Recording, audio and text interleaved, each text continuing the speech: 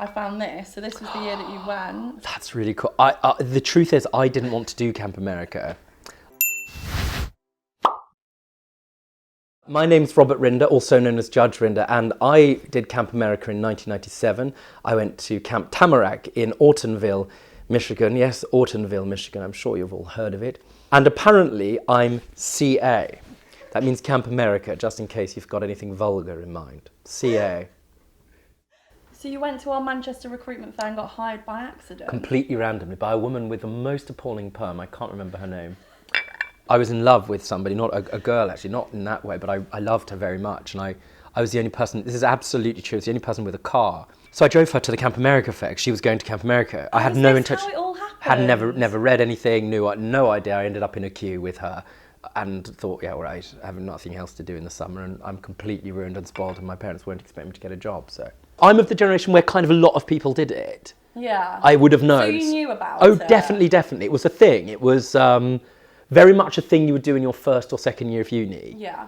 Did you research the camp before you went? Not at all. So how much did you know about what you were about to do or America before you went? I had American kind of friends-ish, and I knew about summer camps because, you know, they'd been on films and that sort of thing, and knew enough about, you know, parents, about the long summer holidays and kids going away to camp being absolutely very much part of young people culture. Children's culture in America, it's done. I mean, you know, I can understand it. My friends have now got children of going to camp age, and if you've got them off school for 3 months, you need to find a way of disappearing them for at least part of that summer. So I have a lot of sympathy for the whole, you know, idea of it, frankly.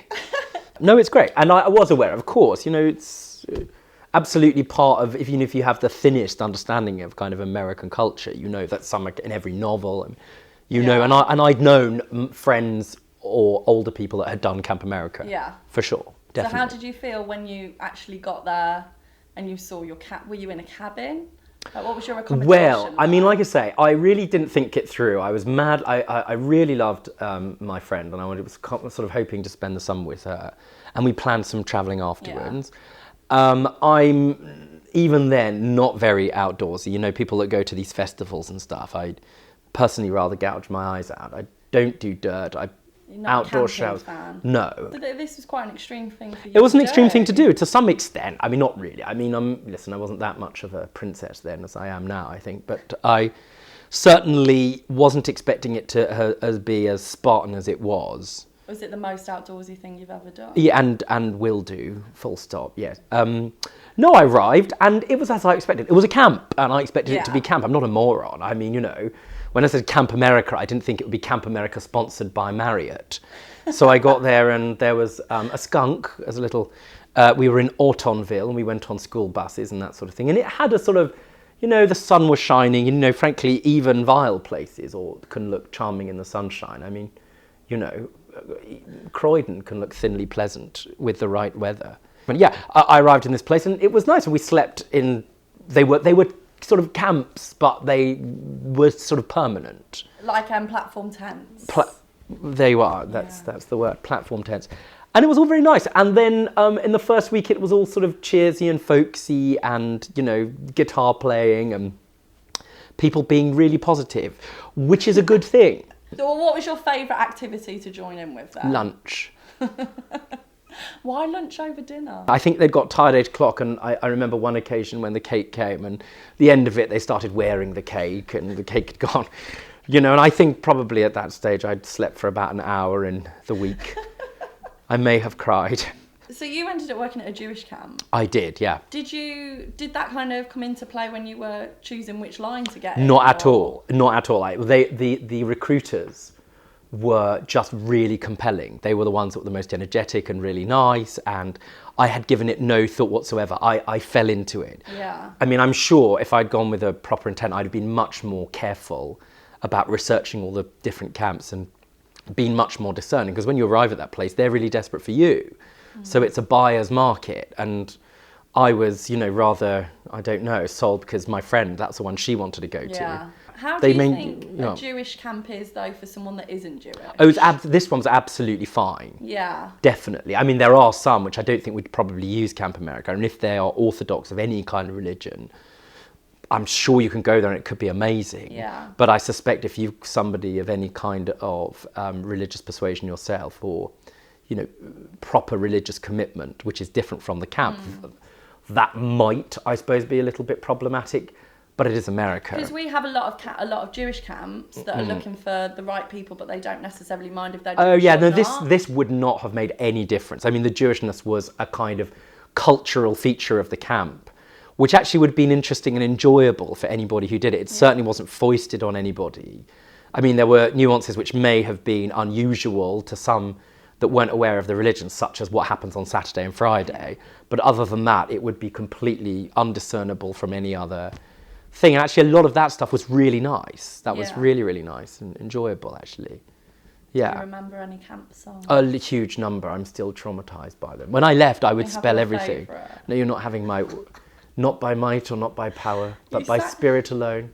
Wherever you go, there's always someone Jewish. That's one of my favourites. I'm not singing it for you. You sang as a little one before. That's your... You may say that. I couldn't possibly comment.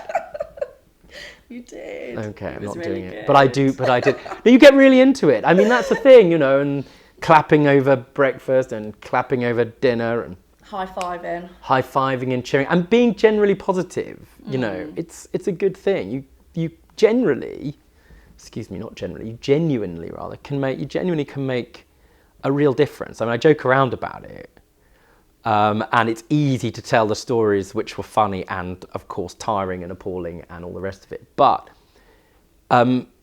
you can really make a difference in a really small way. I mean, you are, as a young person, effectively in loco parentis, you are there with little experience looking after young people and trying to make their experience an incredibly positive one. And where the younger children that you're working with, you know, they're presented with a range of real inevitable problems which require you to draw upon your emotional reserves. You've got to be emotionally literate. You've got to be able to be to show initiative, to be able to respond quickly. And it does teach you in that sense. And that's a really challenging thing. But it can be enormously rewarding, especially if you build a bond with the group and that sort of thing.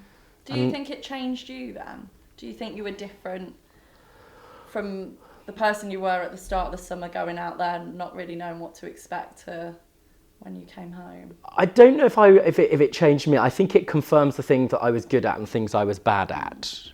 I mean, I would never have quit no matter how tired I was. I think that was really important. Did it change me? Not really in any meaningful sense. Safe to say that it does confirm the fact that most people feel about themselves, which will definitely help you come to the conclusion that you can do anything at the end of it, really. That's good. No, in a true sense. I mean, you are tired. The demands on you are really difficult. They're beyond, if you were to write down the job description that's required, really quite challenging. You think, gosh, I couldn't do that. And if you were to unpack the transferable skills you pick up from basic practical ones that I would never have thought about and still haven't since, thank goodness, like tent building. Or You never know, though. It's never going to happen. Or doing that on the most basic, to really things like, how do I approach a difficult issue where a kid has made a difficult disclosure? What do I do? Really quite challenging things. And you're in your late teens or in your early 20s. And I think to that extent, it gifts you that. It gives you that experience. So would you recommend it to young people? I would, actually. And I tell you why. One of the things that we find in my chambers, for example, is that lots of people, especially nowadays, different when I went to university, it was all free, which is why you could spend a happy summer in Camp Tamarack earning very little. One of the things that's really interesting is a lot of people go to university, they're really dedicated to what they want to do, they've got a confident sense about it, and they're hugely ambitious. And what they've learnt in life, this is kind of modern education, not across the board, but sadly it's more common, they do all the hoop jumping. Pass your GCSEs, you've done your A-levels and you've got your A's and that sort of thing, you've got into a decent university, hopefully. And that's all good. But when it comes down to it, really what matters in nearly all jobs, certainly at the bar, certainly in pretty much anything you do, television, it's about your capacity to be able to get on with other people and how you can articulate sometimes really difficult things in a really simple way. Well, the best platform you can do that with is children. By the time you sit down to give a business case to somebody, if you're applying for an interview, give us an example of when you faced a challenge and all of those ridiculous things they make young people fill in, which as far as I can gather don't really help anyone, but they make you fill them in. Give me an example where you've had a challenge. I've got a Camp America story. Give me an example of when you've used teamwork. I've got a Camp America story. Give me an example of how you faced adversity. I've got a Camp America story. It answers all of those sorts of questions. You can find something that will have happened, good and bad, during those 2 or 2.5 months, which are enormously valuable.